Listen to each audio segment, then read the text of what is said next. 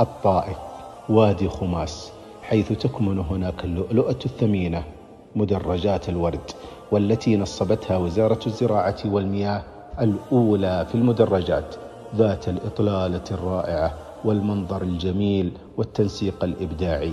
مزرعة الشيخ عبد الله بن ساعد الطلحي، والذي يفوق جمال روحه منظر مزرعته ذات العبق الجميل والشذا الفتان. بدأت مدرجات الورد في عام 1429 للهجرة، وبدأت بترتيب وتقديم شجيرات الورد الطائف الفاتن، وكان أول منتوج لها في 25 من ربيع الأول عام 1429 للهجرة، وكانت تنتج حين ذاك من 100 إلى 1500 وردة يوميا.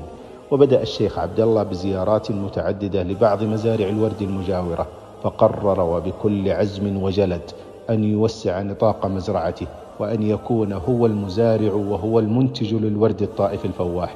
وما أن أتى العام الذي يليه إلا أن قفز منتوج المزرعة إلى 10,000 وردة يوميا. وهكذا ازدادت همة الشيخ حتى أن وصلت إلى 200,000 وردة يوميا. وبعد أن وصل إنتاج المزرعة لهذا العدد الكبير، فكر بإنشاء مصنع لإنتاج دهن الورد الخالص.